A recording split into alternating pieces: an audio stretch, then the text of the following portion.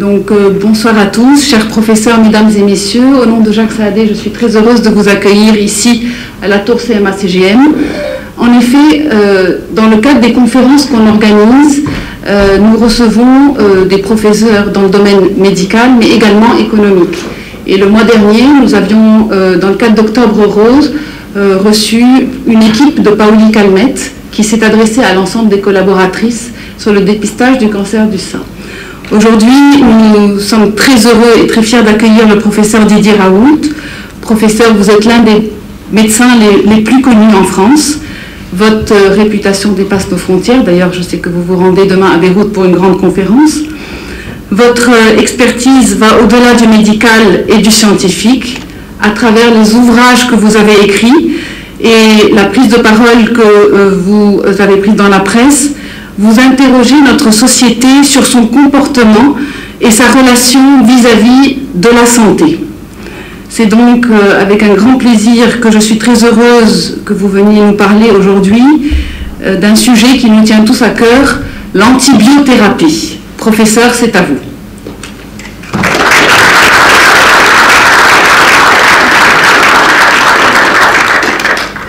Merci beaucoup Tania. Alors, merci beaucoup Monsieur Saadé qui m'invite ici et dont il sait toute l'admiration que j'ai pour le travail qu'il fait et le travail qu'il fait pour l'endroit dans lequel nous vivons. D'abord, je veux commencer. Ça, c'est mon équipe. C'est pas un amphithéâtre d'étudiants, c'est mon équipe. Mon équipe. Quand j'ai commencé avec mon équipe, j'étais tout seul. En 1984, maintenant il y a plus de 400 personnes. Et donc c'est une équipe qui a grandi.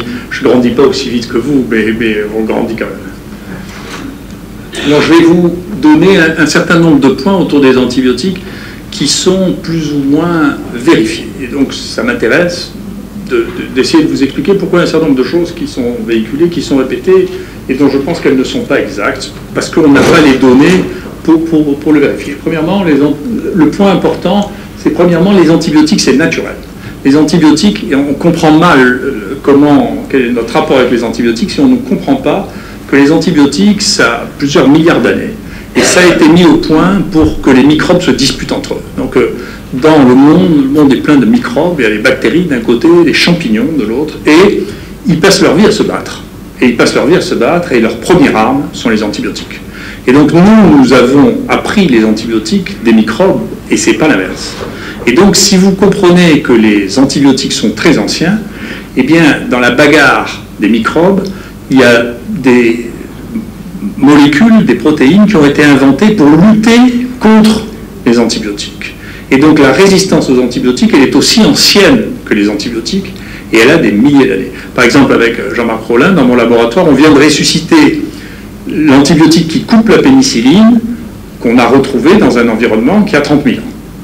Donc il y a 30 000 ans, il y avait déjà les antibiotiques et il y avait déjà les molécules qui coupaient les antibiotiques. Donc ce n'est pas nous qui avons inventé ni les antibiotiques, on les a un peu modifiés, on les a perfectionnés, ni les résistances aux antibiotiques. Les résistances aux antibiotiques et les antibiotiques existaient bien avant nous, mais nous on joue un rôle dans l'écosystème qui fait qu'ils sont plus ou moins, représentés. Mais vous voyez, tout ça c'est Les antibiotiques alors, par ailleurs, sont longs, puisqu'ils sont très anciens, ils sont un patrimoine. Ils sont un patrimoine et c'est un peu le problème que nous avons. Non, je pense qu'on entend. Je pense que c'est un peu le problème du modèle économique que nous avons.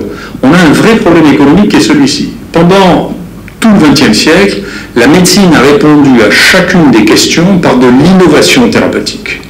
Mais il y a des domaines dans lesquels l'innovation devient négligeable. C'est-à-dire que quand on a identifier les molécules les plus fonctionnelles, ce que l'on modifie est très faible. Mais il faut trouver un modèle économique pour que les gens gagnent de l'argent avec ça. C'est-à-dire que c'est bien beau de tout transformer en générique, mais si personne ne peut gagner de l'argent avec le générique, le produit est abandonné. Et donc on se retrouve avec les antibiotiques, on sait qu'il y a à peu près 33 molécules, 33 antibiotiques actifs, mais en fonction des pays, on a entre 1/3 et les 2/3 seulement de ces molécules disponibles parce que personne ne fait les essais et que personne ne le commercialise. Donc on est à un tournant qui est assez large en médecine, un tournant de l'histoire de la médecine dans lequel on ne va pas pouvoir répondre aux questions sans arrêt par de l'innovation avec un temps d'exploitation limité. Le temps d'exploitation des molécules, c'est 20 ans maintenant. Ça coûte des millions et des millions d'euros de développer ça. Donc l'utilisation de ça pendant un temps très limité fait qu'on gaspille des molécules qui font partie de notre patrimoine maintenant. Parce qu'on n'a pas trouvé un modèle économique qui fasse que l'on puisse développer et gagner de l'argent avec des molécules qui sont anciennes. Et c'est une catastrophe. Et moi, je suis choqué de voir que, si vous voulez, quand vous faites, tant mieux pour mes droits d'auteur, mais quand vous avez des droits d'auteur, vos ayants droit bénéficient de vos droits d'auteur jusqu'à 70 ans après votre mort. Mais quand vous faites une molécule qui soigne les gens, vous en avez l'exploitation que pendant 20 ans après que vous l'ayez déposée. C'est pas raisonnable. Ouais, je trouve qu'il faut trouver un modèle économique qui permette une exploitation plus durable des découvertes de manière à ce que les molécules ne soient pas abandonnées. Alors, il y a une vraie question qui est est-ce que la résistance aux antibiotiques augmente ou n'augmente pas? C'est une question très intéressante et pas si simple que ce que, bien entendu, on véhicule en disant regardez, tout devient résistant. Globalement, si on regarde les choses d'une manière très précise, il n'y a pas plus de morts avec les infections bactériennes actuellement traitées par les antibiotiques maintenant qu'il y a 10 ans, il y a même 30% de moins. Donc il n'y a pas de problème qui soit lisible au terme de mortalité mondiale. Et il y a plusieurs raisons pour ça. La première, c'est que, d'une manière bizarre, les bactéries les plus communes, celles qui tuent le plus les hommes, pour des raisons qu'on ne comprend pas du tout scientifiquement, ne sont pas devenues résistantes. C'est-à-dire que les pneumocoques ou les streptocoques qui donnent les angines ne sont pas plus résistants maintenant, en dépit du fait qu'on a prescrit des millions et des millions de tonnes d'antibiotiques. On ne sait pas pourquoi. On a des idées là-dessus. Les bactéries ont l'habitude de se battre contre les gènes qui les envahissent et de les découper, de les empêcher de se multiplier chez eux. Et donc les gènes qui pourraient venir avec de la résistance aux antibiotiques n'arrivent pas à rentrer dedans. Et donc ce que l'on voit comme résistance, c'est plutôt la résistance dans les bactéries qui vivent dans les hôpitaux. Alors celles qui vivent dans les hôpitaux, c'est des bactéries particulières parce qu'elles sont confrontées à toute une série d'antibiotiques et donc celles qui sont là sont celles qui ont la capacité à rester et donc à résister aux antibiotiques. Et puis il y a un troisième élément, c'est que ces résistances, c'est pas cumulatif, c'est pas stable. C'est-à-dire que par exemple, un des plus grands tueurs, c'est le staphylocoque doré. Chez nous, à Marseille, à peu près un peu plus d'un tiers des staphylocoques dorés étaient résistants aux antibiotiques il y a 10 ans. Maintenant, il n'y en a plus que 12% qui sont résistants. On ne sait pas pourquoi. La résistance, ce n'est pas un phénomène cumulatif en escalier. Ce n'est pas si simple. Donc, bien entendu, il y a des bactéries qui sont résistantes maintenant, qui ne l'étaient pas hier ou avant-hier. Ce qui nous inquiète, d'ailleurs, ce n'est pas du tout les médecins généralistes qui le prescrivent, parce que c'est une résistance à un antibiotique qui n'est prescrit que dans les hôpitaux. Donc, c'est une bactérie des hôpitaux qui pose des problèmes actuellement. Ce n'est pas une bactérie commune que l'on trouve en général. Parce que cet antibiotique, simplement, les médecins généralistes n'ont pas le droit de le prescrire. Ça ne se prescrit qu'à l'hôpital. Donc, encore une fois, la nature du message et le surenchérissement dans la mortalité est déraisonnable. Encore une fois, je vous ai dit, il y a 35 000 morts par an de maladies infectieuses.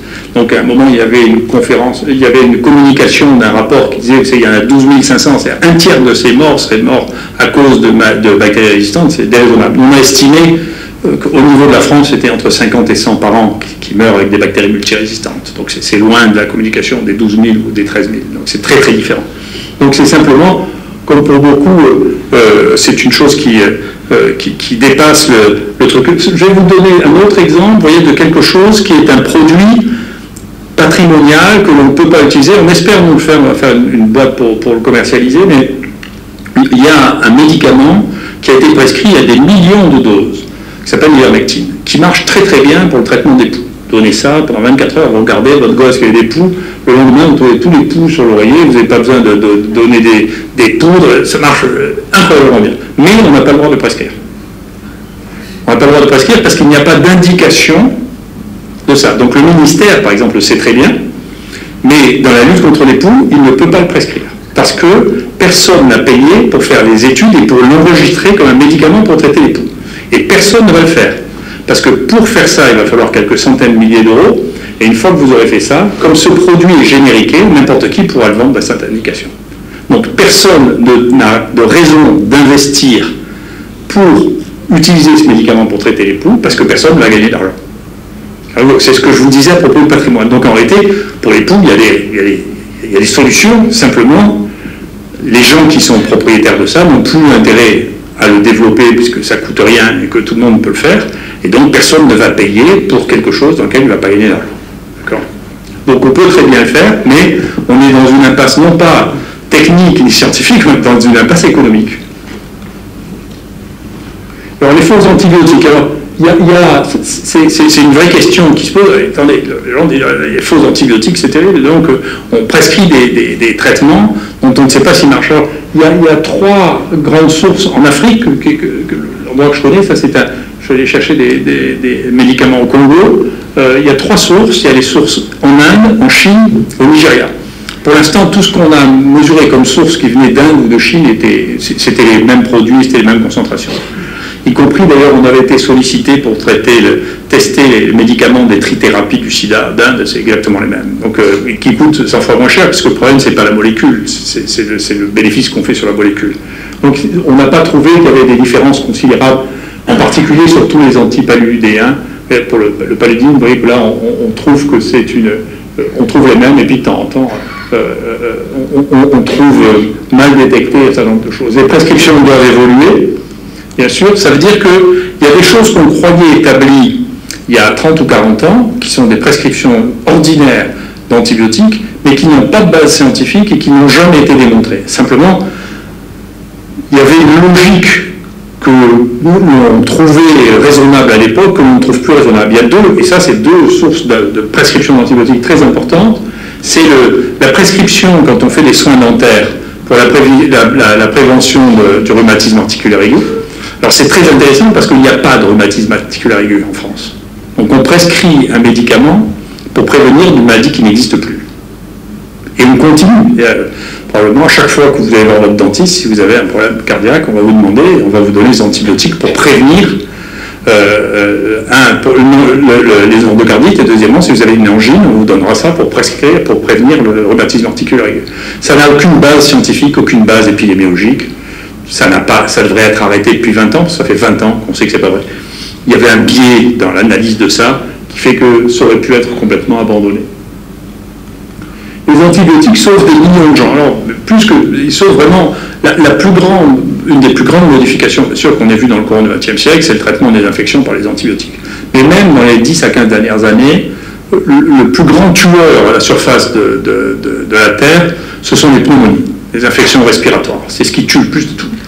Et depuis maintenant une dizaine d'années, grâce au développement colossal des antibiotiques en Inde et en Chine, eh bien, la prescription, les gens ont un accès extrêmement facile, extrêmement bon marché aux antibiotiques, ce qui veut dire que pour la première fois, les pneumonies ne sont plus les premiers tueurs depuis 2 ans, parce que les gens prennent des antibiotiques en Inde et en Chine et que ça fait tomber la mortalité de manière très très significative. Donc non seulement ça a changé l'histoire de l'humanité, mais ça continue à le changer, c'est-à-dire que les causes de mortalité les plus importantes diminuent grâce à l'accès rendu facile par l'accès aux antibiotiques. Alors les antibiotiques sauvent les patients grippés. Ça c'est une question, vous vous rappelez qu'il y avait toute une communication sur la grippe, c'est viral, donc on ne mange pas d'antibiotiques, parce que les antibiotiques ne traitent pas les virus. Mais en réalité c'est pas vrai. C'est-à-dire que ce qui s'est passé, la plus grande... moi j'ai eu dans mon laboratoire qui avait passé en sabbatique celui qui fait analyse toutes les autopsies de grippe aux États-Unis, au Center for Disease Control. Et les gens qui ont refait l'analyse de la grippe espagnole, qui a terrifié tout le monde, y compris moi, avant qu'on ait les résultats de ça. Mais les résultats de ça sont sortis en 2007. En 2007, on a repris toutes les autopsies disponibles des gens qui étaient morts de la grippe espagnole, et 90% d'entre eux sont morts d'une surinfection avec des bactéries, avec des staphylocoques, avec des pneumocoques. Donc en réalité, ça ne se repassera plus parce que simplement on donne des antibiotiques aux grippes. Parce que les grippes mouraient 9 fois sur 10 d'une surinfection bactérienne, et pas du virus lui-même. D'accord ? Donc, ça ne se reproduira plus, la grippe espagnole, tout simplement parce qu'on a des antibiotiques.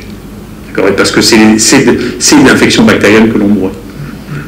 En revanche, alors c'est assez intéressant parce que vous voyez, si on pose une question, écoutez, dans la grippe, est-ce qu'il faut donner des antiviraux ou est-ce qu'il faut donner des antibiotiques ? Tout le monde dira, il faut donner des antiviraux puisque c'est des virus, pas des antibiotiques parce que ce n'est pas des bactéries, mais la réponse est l'inverse.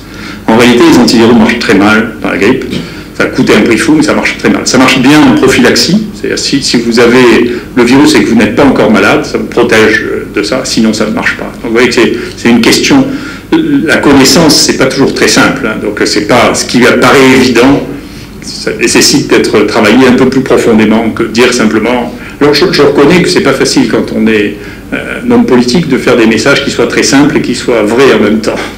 La plupart du temps, ce qui est simple n'est pas vrai. Donc, une autre des bonnes nouvelles, dans les pneumonies, c'est que on s'est rendu compte, et ça augmente de plus en plus, donc il faut que vous fassiez absolument vacciner Jean-Gabriel si vous voulez protéger votre père, parce que c'est comme ça que ça se passe. Les agents de pneumonie et de diarrhée, ce sont les enfants, d'accord, ce sont les petits. Pour de multiples raisons. D'abord, ils sont sensibles. Ensuite, ils ont une vie sociale qui n'est pas la nôtre. Vous avez remarqué comment ils se tripotent, ils se touchent et ils s'embrassent. On ne fait pas ça, Dieu merci. On ne fait plus à nos âges. Ça circule. Ils ont une vie sociale très, très dense.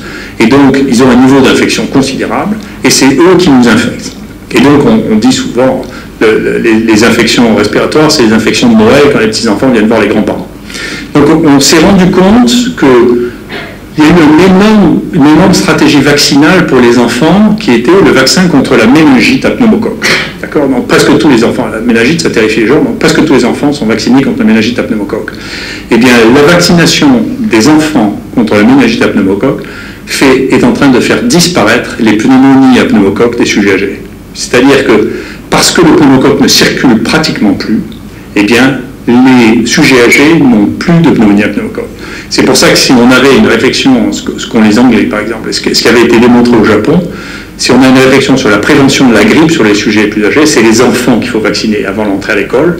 Et ça a été démontré au Japon, et c'est pour ça qu'en Angleterre actuellement on vaccine les enfants jeunes qui vont à l'école. D'abord, c'est pas la peine qu'ils attrapent la grippe.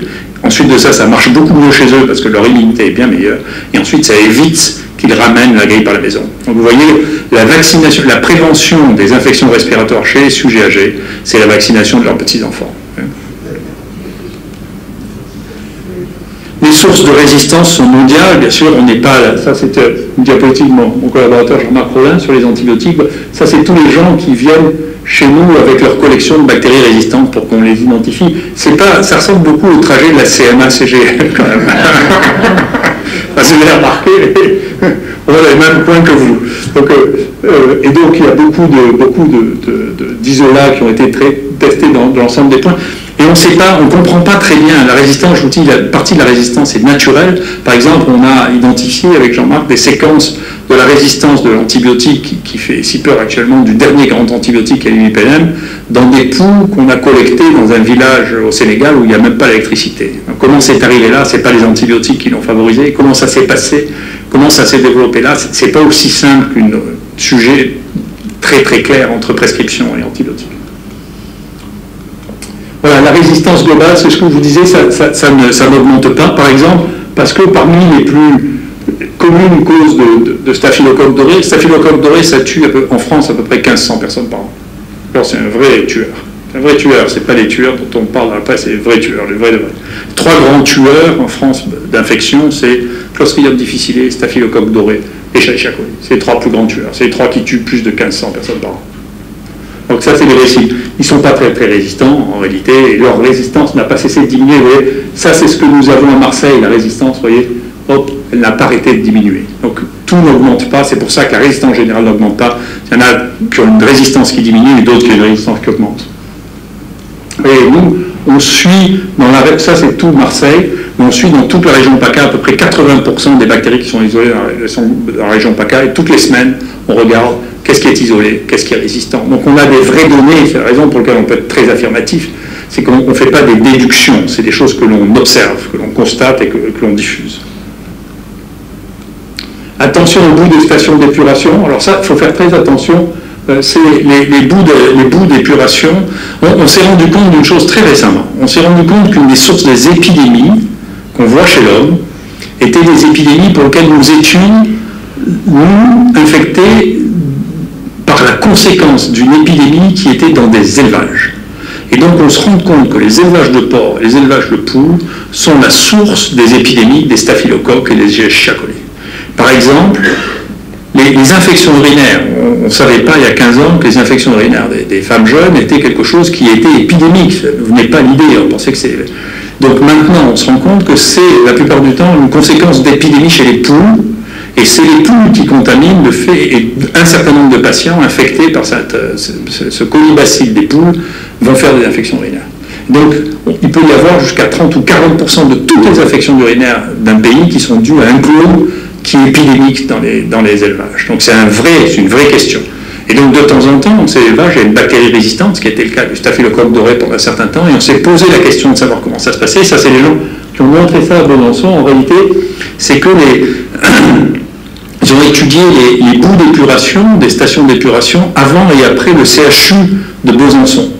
Et après le CHU de Besançon, toutes les bactéries qu'il y avait dans le CHU, elles sont concentrées, elles sont vendues pour pouvoir faire de l'engrais dans les fermes avoisinantes, avec toutes les bactéries multirésistantes. C'est vraiment comme ça que ça passe de l'hôpital aux animaux qui vont éventuellement avoir une épidémie si la bactérie est suffisamment virulente. Donc c'est les bactéries qui sont issues des animaux, le staphylocoque doré et Escherichia coli, ça vient du porc, et Escherichia coli, les entérocoques, ça vient des poules. Récemment, nous, on a détecté à Marseille, ici, dans tous les zones de quartier nord, une épidémie d'infection urinaire entérocoque, dont on a fait l'investigation avec Bernard Davoust, avec Jean-Marc Rollin, et dont on pense que la source, ce sont les volailles, puisqu'on a retrouvé les mêmes entérocoques sur des volailles qu'on a pris à côté de chez vous, là, au marché aux puces. Donc elles sont là. Donc c'est dans les volailles, et donc il y a probablement une pandémie chez les volailles à entérocoques, et ensuite, eh bien, ça peut donner chez les humains des infections, et si vous avez les facteurs de risque, si vous êtes sensible à ces bactéries, ben, vous pouvez faire une infection avec ça. Les prédictions sont vaines. Alors ça, je crois beaucoup que les prédictions sont vaines. On ne peut jamais prédire les choses complexes. Et donc, c'est une théorie que j'ai récemment introduite. Vous savez, Alice au Pays des Merveilles a servi à beaucoup de théories, en particulier sur le plan de l'évolution. Il y en a une qui s'appelle la théorie de la reine rouge, qui est un peu ce que je vous racontais sur les antibiotiques et les résistances, qui dit que la vie, c'est comme une course aux armements. Et donc, elle prend l'exemple de la reine rouge dans Alice au Pays des Merveilles, dans le deuxième tome, où la reine court aux côtés d'Alice et elle n'avance pas. Et elle dit qu'il faut courir tout ce qu'on peut pour rester simplement à la même place. Ça a une signification sur le plan économique aussi. Et bien là, c'est pareil. Donc, c'est la course aux armements. À chaque fois qu'il y a un antibiotique, si on n'a pas la parade, si on ne trouve pas le moyen, eh bien, on disparaît. D'accord ? Et donc, c'est une course aux armements permanente. Moi, j'ai voulu introduire ça là, qui est une histoire qui avait été soulevée par Batson, qui s'appelle la théorie du croquet vivant. Il dit qu'on ne peut pas jouer au croquet normalement si le croquet, le maillet est vivant et si la boule est vivante, parce que les vivants sont imprévisibles. Alors, des fois, vous voulez taper, hop, le flamand tourne la tête ou il se met en arrière. Le hérisson fait ce qu'il veut, il va dans tous les sens. Donc, tant que vous maîtrisez que ce n'est pas des êtres vivants, vous pouvez essayer de prédire. Quand ils sont des êtres vivants, la part qui est imprévisible chez les êtres vivants est telle que quand vous avez deux êtres vivants différents, essayer de faire des prévisions avec ça, c'est pas raisonnable. Donc il faut faire attention aux prévisions. Il vaut mieux être dans le système de vigilance, voyez, dans la détection précoce pour pouvoir agir, plutôt que de prédire le pire avec ce qui va se passer. Enfin, le microbiote est efficace contre les infections. C'est un point très important, c'est que dans un certain nombre de cas, l'infection résulte, ce que je vous ai expliqué sur les microbes sont bourrés de défense. Et les microbes sont les premiers de nos alliés sur nos muqueuses. Sur nos muqueuses, nous avons des milliards de microbes. Et ces milliards de microbes n'ont pas du tout envie de partager leur repas avec des microbes qui viennent de l'extérieur. Et donc ils nous protègent. Ils ont leurs antibiotiques, ils ont d'autres antibiotiques que vous connaissez mal, qui s'appellent les bactériocines, et ils empêchent les autres bactéries de s'implanter. Si vous bouleversez trop ce microbiote et que vous avez des défenses qui sont peu efficaces, eh bien, vous allez laisser des microbes se développer et se multiplier. Ce qui est quelque chose qu'on connaissait depuis très longtemps, qu'on appelait la diarrhée des antibiotiques, qu'on appelait mais jusqu'à un passé récent, on traitait ça exclusivement avec des antibiotiques en se ciblant sur la bactérie qui était en cause. Et on s'est rendu compte, depuis maintenant 3-4 ans, qu'en réalité, ce qui était important, c'était de remplacer les microbes qui luttent pour éliminer les envahisseurs. Et donc, c'est ce qui commençait à être fait maintenant. On a une équipe qui est leader là-dedans, mais il y a beaucoup de gens qui font ça, qui est que, eh bien, la restauration des microbiotes digestifs par un microbiote normal permet des guérisons qui sont absolument spectaculaires. Ça, c'est une des plus spectaculaires qu'on ait eues. C'est quelqu'un qui était dans une réanimation à l'hôpital européen, qui était intransportable compte tenu de son état, et donc on a envoyé un de mes collaborateurs le greffer, et 24 heures après, c'était terminé. Donc c'est absolument spectaculaire.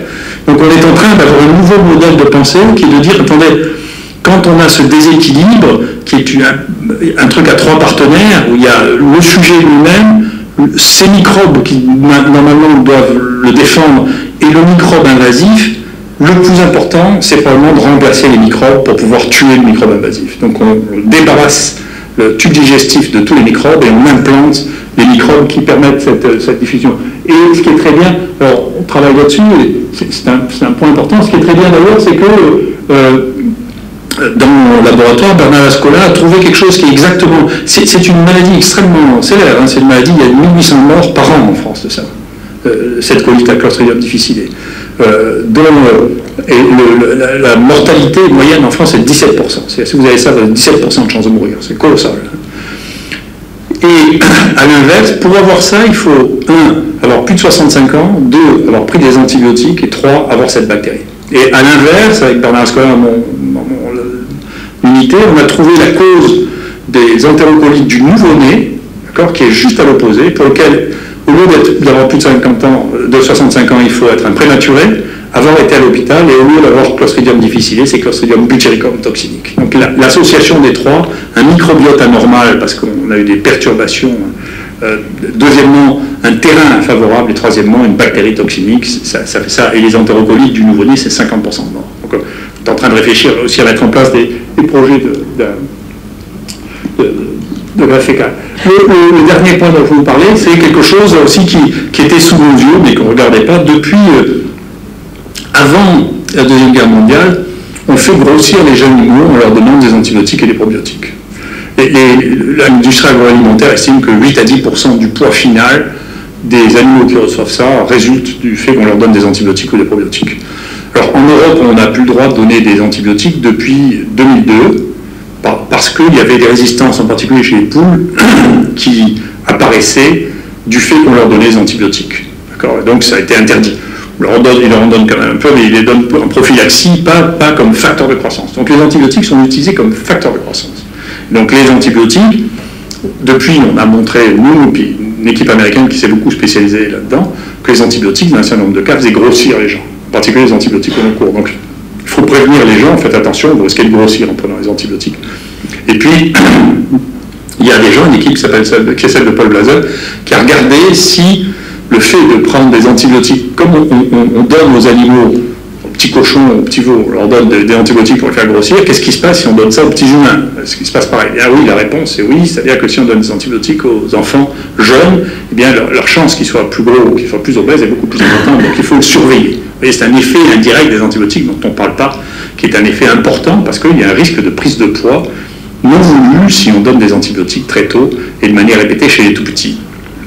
Et puis, le pendant, c'est que, effectivement, comme je vous l'ai dit, les antibiotiques, c'est des produits naturels, et ce qui sécrète ces produits naturels, c'est les probiotiques. Et donc, il y a un certain nombre de probiotiques qui sécrètent des antibiotiques naturels et qui sont utilisés dans l'agroalimentaire de la même manière pour faire grossir les animaux. Donc, il faut faire attention à ce qu'on mange comme probiotiques, quand même, parce que dans la communauté européenne, depuis 1972, c'est-à-dire depuis 40 ans, il y a une régulation sur l'usage des probiotiques qui sont destinés à faire grossir les animaux. Donc il faut regarder si les probiotiques qu'on mange ne sont pas les mêmes qui font grossir les animaux. Comme il y en a quelques-uns qui sont retrouvés à la fois dans les produits humains et dans les produits animaux, il faut probablement être attentif sur ce point-là. Voilà. Donc c'est quelques éléments pour vous dire que les antibiotiques, vous voyez, reflètent des mystères que l'on découvre au fur et à mesure et qui nous montrent que les discours très simples et définitifs sur les antibiotiques sont faux et qu'on doit adapter en permanence nos stratégies thérapeutiques à la connaissance telle qu'elle évolue maintenant. Voilà, je vous remercie de votre attention.